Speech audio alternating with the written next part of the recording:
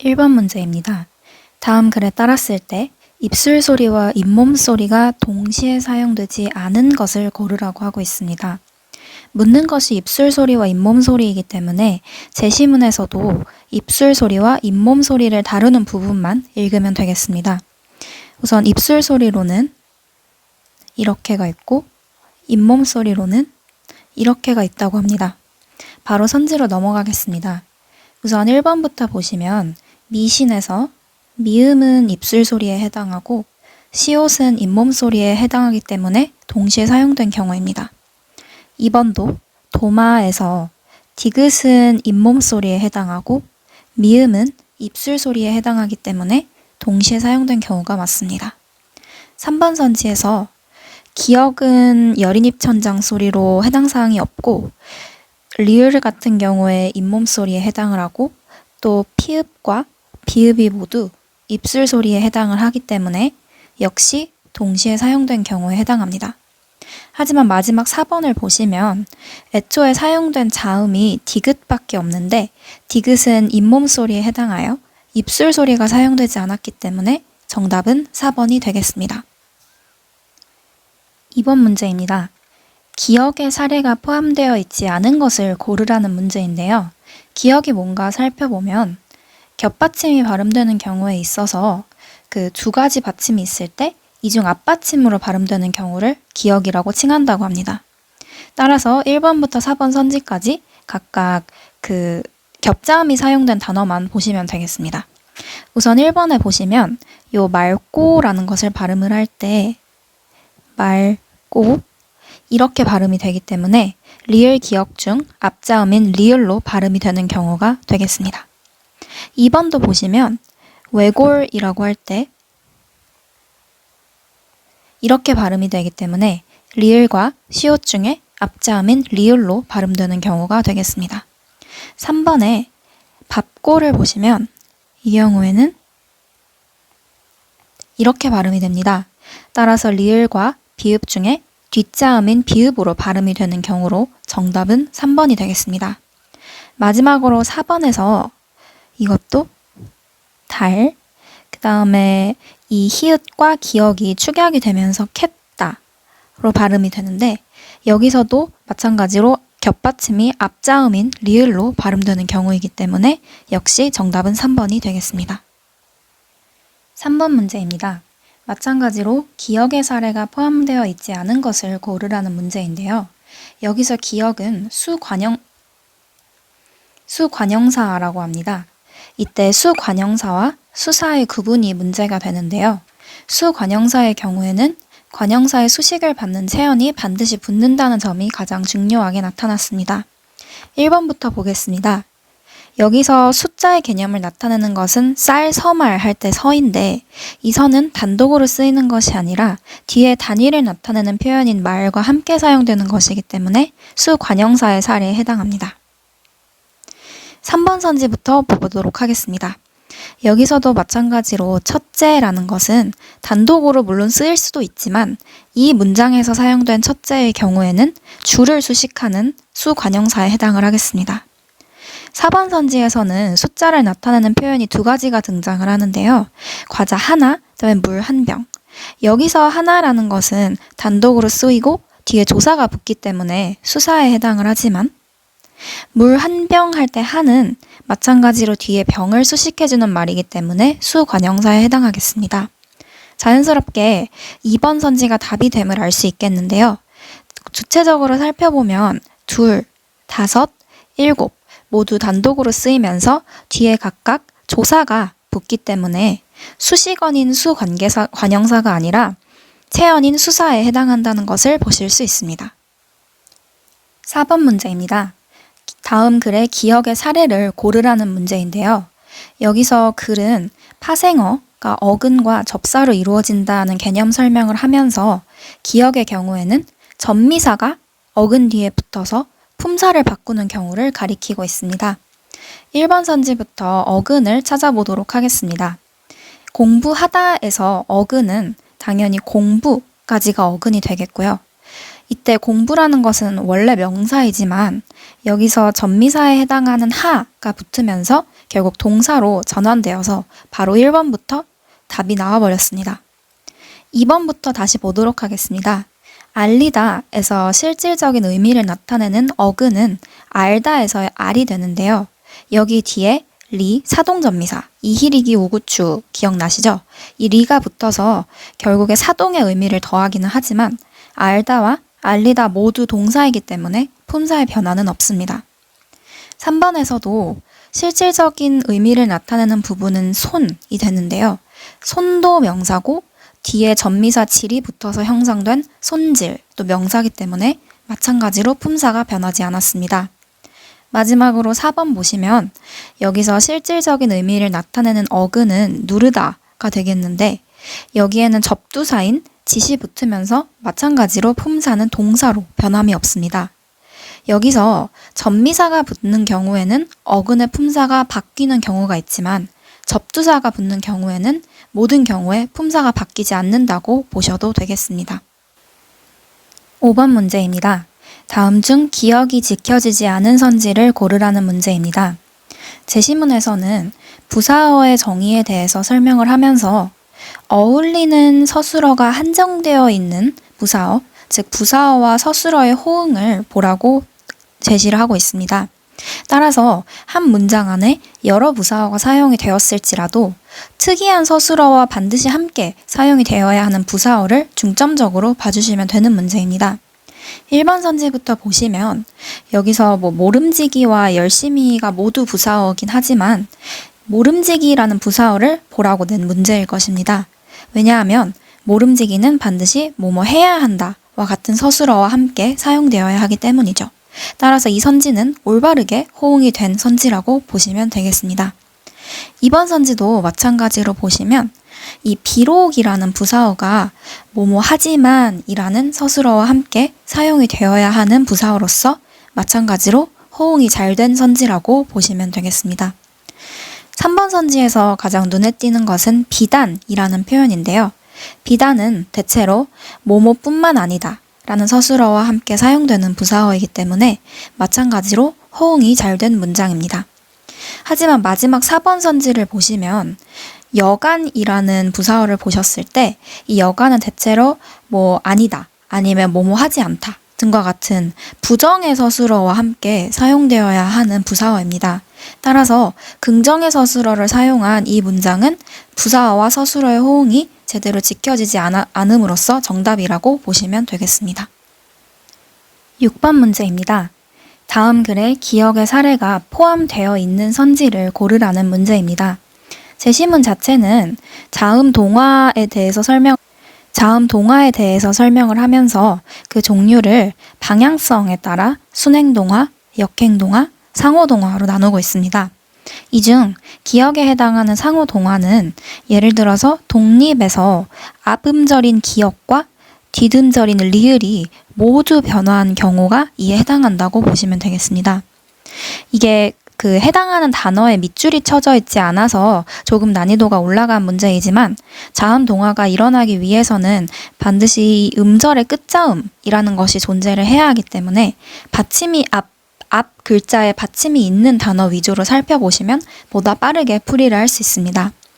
1번 선지에서는 앞음절에 자음이 있는 경우는 경주나 왕릉 정도가 있겠는데요. 이 중 경주에서는 따로 음운 동화가 일어나지 않고 왕릉만 보았을 때 왕, 능을 이렇게 발음이 되기 때문에 앞음절로 인해 뒷음절의 리을이 변하는 순행동화가 일어났음을 보실 수 있습니다. 구체적으로는 비음화라고도 하지만 어찌되었거나 상호동화가 아니기 때문에 정답이 아닙니다. 2번 선지도 보시면 앞에 음절에 받침이 있는 것은 속리산이나 등산 정도가 있는데요. 이 중에 속리산은 이렇게 발음이 되기 때문에 앞음절의 기억과 뒷음절의 리을이 모두 변화한 상호동화라고 보시면 되겠습니다. 정답은 2번입니다. 실제로 이 동화된 형태를 보시면 독립과 완전히 일치한다는 것을 보실 수 있습니다. 나머지 선지도 살펴보겠습니다. 3번 선지 같은 경우에는 볼만한 단어가 담력밖에 없는데요. 제가 발음했듯이 이렇게 발음이 되기 때문에 뒤듬절이 앞음절의 영향으로 변화한 순행동화의 사례가 되겠습니다. 보다 구체적으로는 이것 역시 1번처럼 비음화에 해당을 하고요. 마지막 4번 보시면 안락이나 인생 중에서 알라글이 알라글 이건 오타입니다. 알락을 이렇게 발음이 되기 때문에 뒤듬절로 인해서 오히려 앞음절의 니은이 다르게 발음되는 역행동화 내지는 유음화의 사례라고 보시면 되겠습니다. 7번 문제입니다. 띄어쓰기가 잘못된 것을 고르라고 하는데요. 사실 띄어쓰기는 일반인이 보아도 헷갈리는 부분들이 많기 때문에 이 경우에는 제시문을 꼼꼼히 읽고 선지로 들어가시는 것도 좋은 선택이시겠습니다. 우선 이 제시문 같은 경우에는 보조용언과 관련된 띄어쓰기를 이야기하고 있습니다. 보조용언은 띄어쓰기를 하는 것이 원칙이긴 하나 경우에 따라서는 붙여서 쓰는 것도 허용된다고 합니다. 다만 3가지 예외가 존재하는데요. 앞말에 조사가 붙거나 앞말이 합성용언이거나 또 본용언과 보조용언이 아니라 본용언과 본용언이 연결된 경우에는 반드시 띄어쓰기를 해야 한다고 합니다. 따라서 여기 답안의 예시 중에서 정답 선지가 나올 것이라는 것도 예측해 볼 수 있습니다. 1번 선지부터 보시면 여기서 닦아만 두었다 에서 앞말에 만이라는 보조사가 붙었기 때문에 이 1번 경우에 해당을 해서 띄어쓰기가 원칙입니다.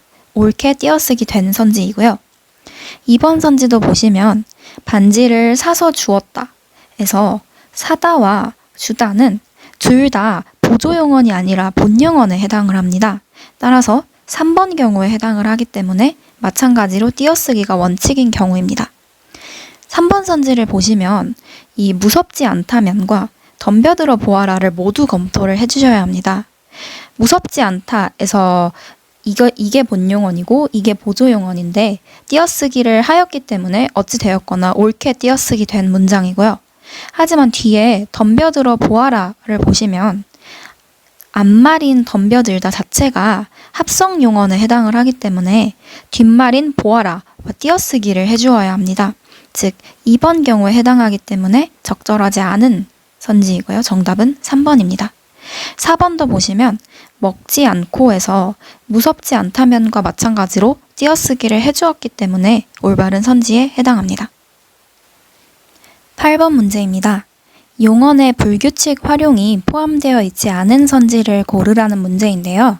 제시문에서 이 어간과 어미가 불규칙적으로 변하는 경우, 즉 용언의 불규칙 활용에 대해서 시옷 불규칙, 디귿 불규칙, 비읍 불규칙, 르 불규칙, 우 불규칙 이렇게 5가지 사례를 제시해주고 있습니다.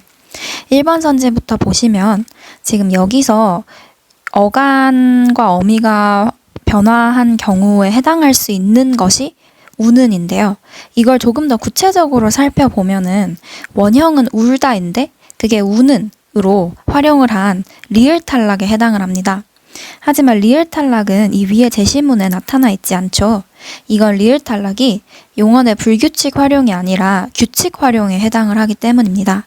따라서 1번부터 정답이 나와버렸네요. 2번 선지부터도 마찬가지로 살펴보겠습니다. 여기서 불규칙 활용의 여지가 있는 것은 도와 정도인 것 같은데요. 원형은 돕다이지만 그게 도와로 활용을 하면서 비읍이 오로 변화한 경우이기 때문에 비읍 불규칙에 해당을 하겠습니다.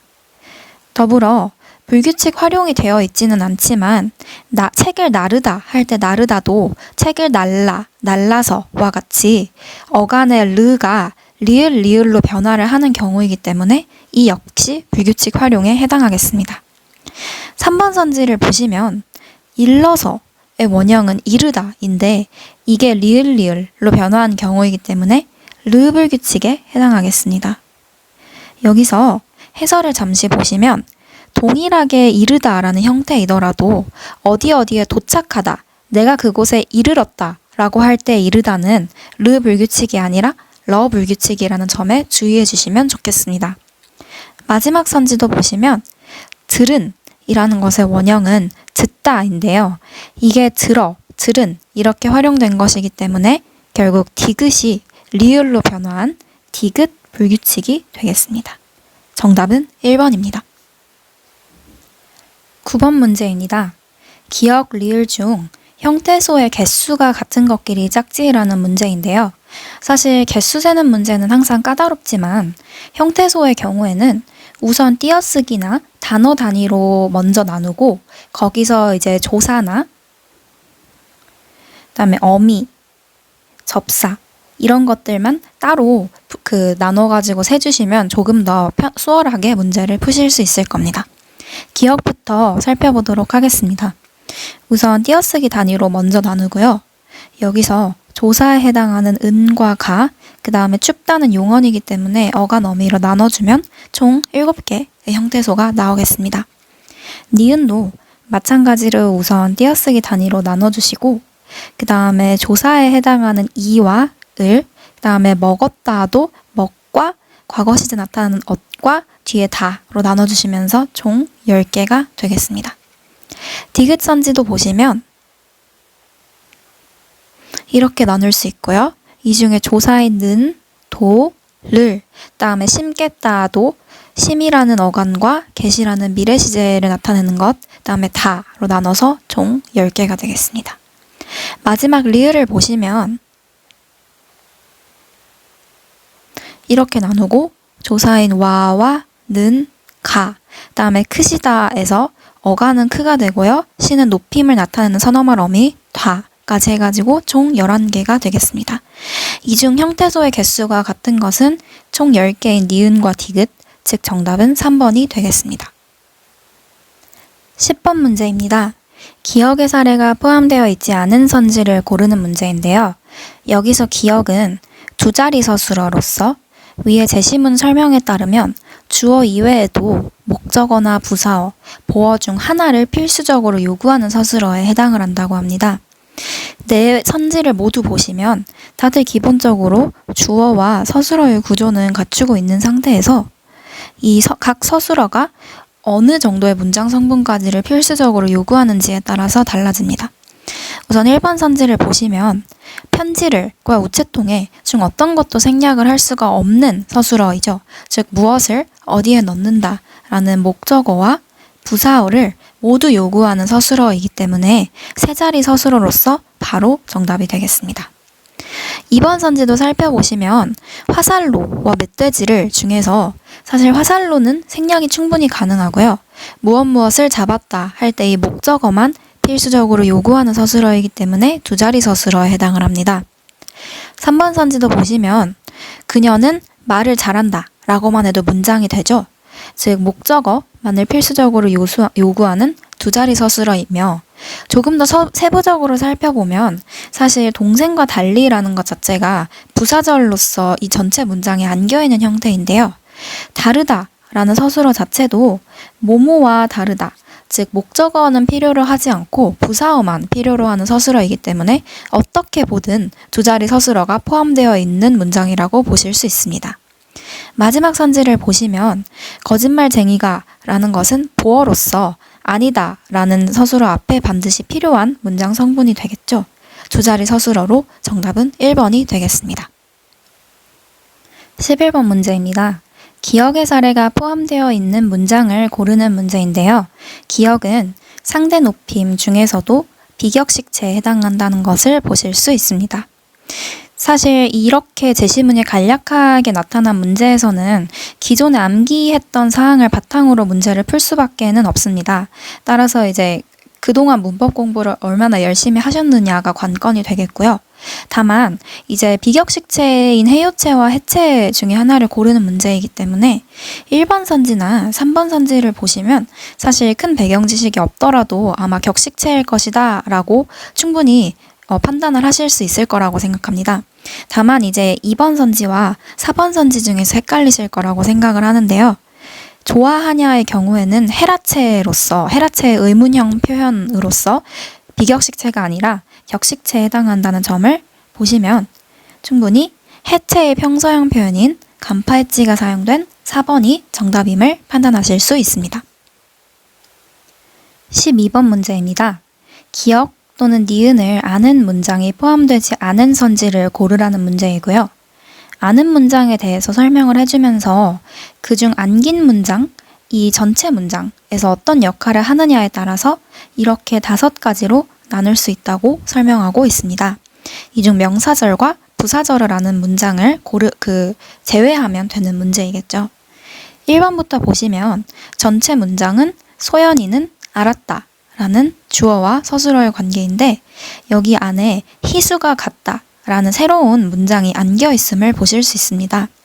이때 음이라는 명사형 전성어미를 통해서 이 전체의 절이 명사의 역할을 하고 있음을 아실 수 있습니다. 더 구체적으로는 을이라는 목적격 조사가 붙었기 때문에 전체 문장에서 목적어의 역할을 한다고 보시면 되겠죠. 즉 기억에 해당을 합니다. 2번 선지도 보시면 나는 내버려 두었다 라는 원문장에 그가 울다 라는 문장이 안겨있는 형태인데요. 여기서 도록이라는 표현이 사용되어서 이 내버려 두었다 라는 서술어를 수식해주는 부사어에 해당을 합니다. 즉 부사절이 안겨있는 문장이기 때문에 니은에 해당을 하겠습니다. 3번 선지를 보시면 연경이는 말했다 라는 원문장에 집에 가다 라는 문장이 새롭게 안겨있는 형태입니다. 이는 특정인이 이야기한 것을 그대로 인용하는 형태이기 때문에 인용절에 해당을 합니다. 즉 기억도 니은도 포함되어 있지 않기 때문에 정답은 3번이 되겠습니다. 마지막으로 4번 선지도 보시면 원문장인 나는 바랐다 라는 문장에 그녀가 어서 가다 라는 절이 안겨있는 형태인데요. 이것도 1번과 같은 형태로 기라는 명사형 전성어미를 통해서 명사로 전환이 되었고요. 특히 르리라는 목적격 조사가 붙어있다는 점에서 목적어로 사용이 되었음을 보실 수 있습니다. 기억을 포함한 문장이 되겠죠. 정답은 3번입니다. 13번 문제입니다. 다음 중 어법에 맞는 문장을 고르라고 하는데요. 사실 어법에 맞다는 거는 워낙 범주가 넓기 때문에 문제에서 의도한 바가 무엇인지를 보기 위해서는 반드시 제시문을 읽으셔야 합니다. 제시문을 보시면 피동 표현에 관해서 이야기를 하면서 이중피동을 사용하지 말아야 한다는 이야기를 하고 있습니다. 즉, 이 4가지 선지 중에서 이중피동이 사용되지 않은 문장을 고르시면 되는 문제입니다. 1번부터 보시면 섞여졌다 라는 표현은 분해를 하면 석, 이, 어지, 다 이렇게 되죠. 여기서 이제 엇은 과거 시제를 나타내는 표현이기 때문에 논외로 하고 보았을 때 원형은 원래 석다예요. 원형은 석다인데 여기에 이라는 피동 접사와 어지다 라는 표현이 같이 사용이 되었기 때문에 이 제시문에서 이야기했던 이중피동에 해당을 합니다. 따라서 어법에 맞는 문장이 아니고요. 그렇다면 2번째 선지에 녹여졌다도 똑같은 구조 아닌가요? 네, 이 경우는 주의를 하셔야 되는 게 피동 접사는 이희릭이고 사동 접사는 이희릭이 우구추잖아요. 그 중에 앞에 이희릭이 이 4가지가 형태가 같기 때문에 그게 피동 접사로 사용되었는지 사동 접사로 사용되었는지에 주의해서 살펴보아야 합니다. 여기서 이 녹이다에서의 이는 녹게 하다라는 표현이기 때문에 피동 접사가 아니라 사동 접사에 해당을 합니다. 따라서 사동 그리고 피동의 의미를 모두 가지는 문장이라는 점에서 2번 선지는 어법에 맞는 문장이라고 보시면 되겠습니다. 정답은 2번이 되고요. 3번 선지와 4번 선지는 모두 원형은 잡다, 그다음에 끈타인데 여기에 각각 히 그리고 기라는 피동 접사가 붙고 거기에 어지다 라는 피동을 나타내는 표현이 또 추가가 되었기 때문에 1번과 마찬가지로 이중피동에 해당을 해서 어법에 맞지 않는 문장이 되겠습니다. 정답은 2번입니다. 14번 문제입니다. 보기에 기역에서 디귿까지 들어갈 예가 바르게 짝지어진 것을 고르라고 하는 문제입니다. 기역은 사동접미사, 니은은 피동접미사, 디귿은 사동접사 중에서도 이제 동사를 만드는 접미사를 고르라는 문제가 되겠습니다. 기역 선지부터 차례대로 모든 선지를 살펴보는 것이 이 경우에는 편합니다. 우선 보시면 꺾이다 같은 경우에는 꺾게 하다가 아니라 꺾다 자체를 피동으로 만드는 표현이기 때문에 이거는 사동접사가 아니라서 탈락이고요. 또 떼이다도 마찬가지로 떼게 하다라는 의미가 아니라 떼다라는 동사의 피동을 만드는 접사이기 때문에 둘 다 정답이 아니게 되겠습니다. 2번, 3번 선지를 살펴보시면 붙이다는 붙게 하다, 또 먹이다는 먹게 하다로 각각 사동의 뜻을 더하는 전미사이기 때문에 두 가지가 지금 정답 후보로 남아있는 경우입니다. 다음 니은 선지부터는 이제 1번과 4번은 살펴볼 필요가 없고 2번과 3번만 살펴보시면 되겠는데요. 이 중에서 끓이다 라는 것은 물 같은 게 끓게 하다 라는 사동의 뜻을 더하는 전미사이기 때문에 2번도 탈락을 하게 됩니다. 결국 남은 3번이 유일한 정답이 되겠습니다. 남은 선지를 확인을 해보시면 깎이다 라는 것은 이제 깎게 하다 라는 사동의 뜻이 아니라 피동의 뜻을 더하는 전미사이기 때문에 옳은 선지이고요. 또 디귿도 살펴보시면 원래 높다 라는 것이 품사가 형용사잖아요. 근데 여기에 이라는 사동 접사가 붙으면서 형용사에서 높이다 라는 동사로 품사가 전환되었기 때문에 디귿 선지에도 올바른 선지임을 아실 수 있습니다. 정답은 3번이 되겠고요. 15번 문제입니다. 진행상이 쓰이지 않은 문장을 고르라는 문제인데요. 제시문에서는 동작상에 대해서 소개를 하면서 이걸 이제 진행상과 완료상으로 구분을 해서 표현을 하고 있습니다. 사실 이 의미상으로도 충분히 판단이 가능한 문제이긴 하지만 보다 정확하게 문제를 풀기 위해서는 이 제시문에 나와 있는 이러한 표현들이 문장 안에 사용되었는지를 확인하면서 기계적으로 풀이를 할 경우에 조금 더 정확한 풀이가 가능합니다. 1번 선지 먼저 보시면 샤워를 하고서 침대에 누웠잖아요. 여기서 뭐뭐 고서는 이 앞에 완료상 연결어미에 해당하는 것을 보실 수 있습니다. 즉 샤워를 한 행위가 완료가 된 후에 또 침대에 누운 것이기 때문에 진행상보다는 완료상이 사용된 문장이라고 보시면 되겠습니다. 2, 3, 4번 선지를 모두 보시면 여기서는 뭐뭐 하면서 진행상에 해당하는 표현이 사용이 되었고요. 또 여기서도 뭐뭐 어가다 라는 표현, 그다음에 여기서도 뭐뭐 하고 있다 라는 표현, 각각 세 개씩 다 진행상이 사용된 문장이므로 정답은 1번이 되겠습니다. 16번 문제입니다. 기역, 니은의 사례가 모두 포함된 것을 고르라는 문제인데요.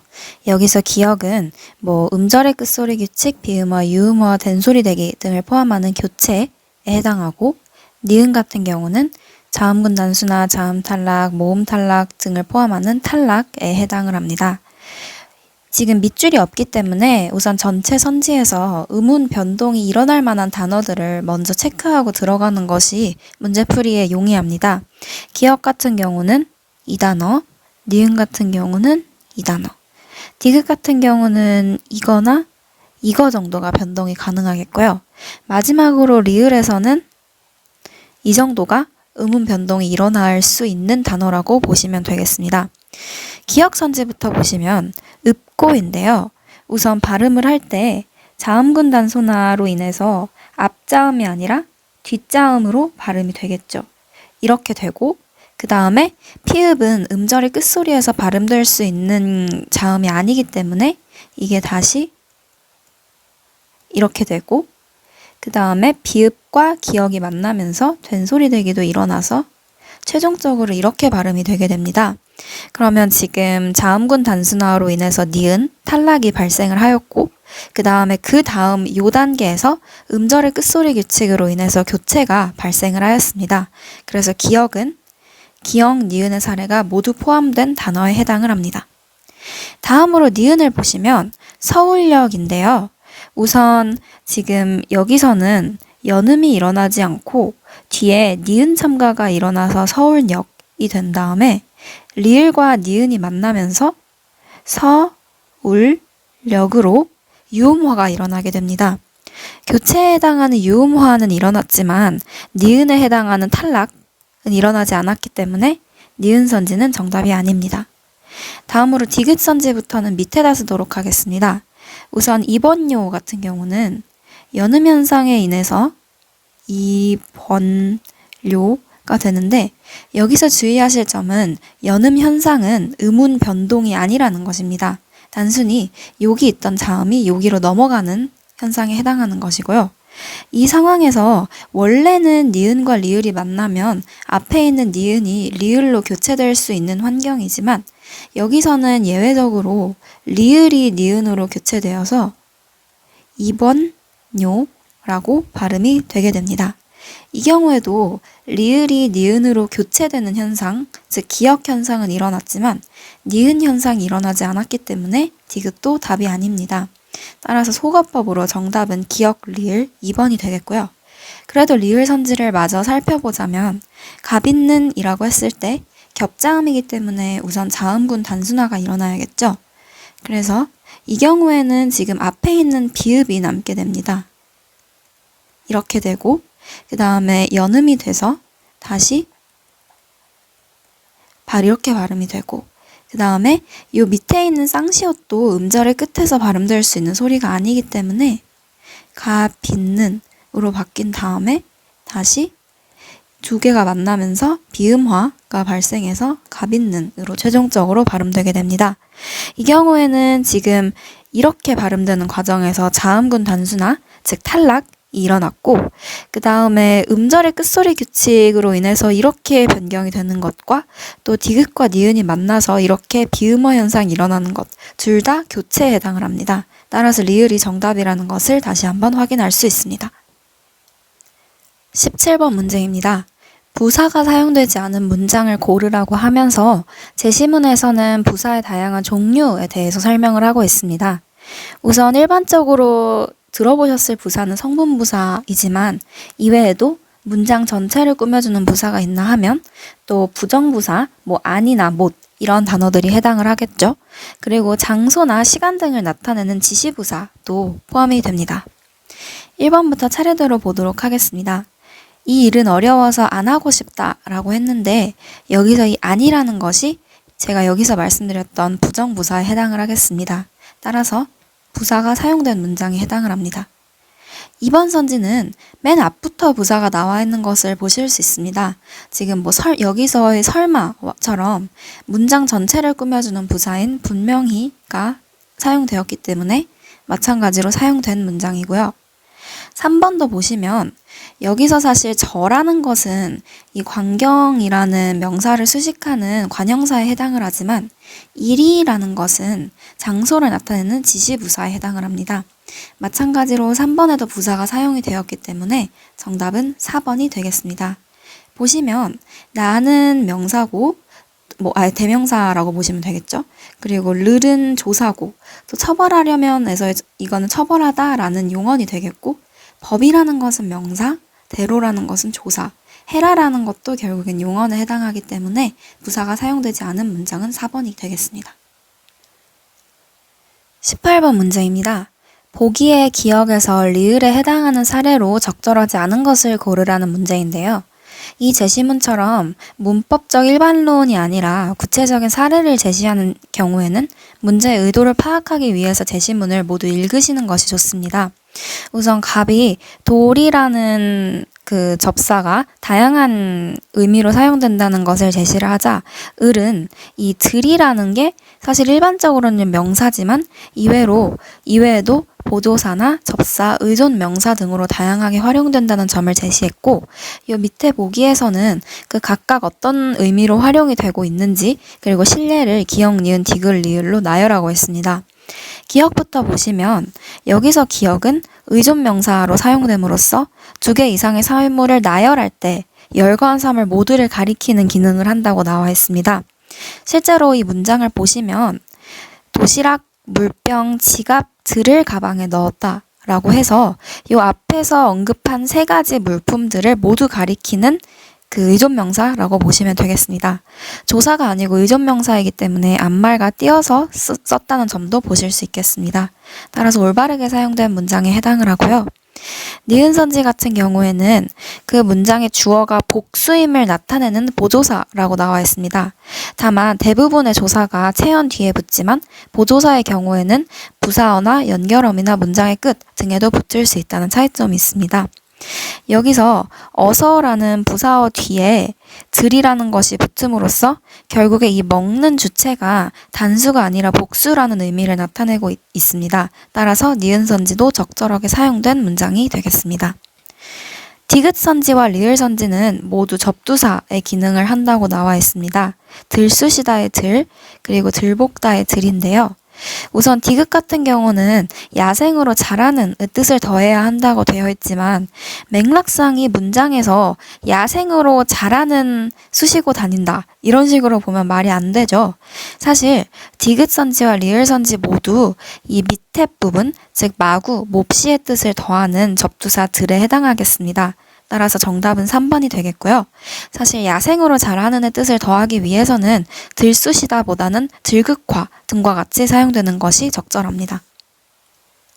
19번 문제입니다. 용언의 불규칙 활용이 포함되어 있지 않은 문장을 고르라는 문제인데요.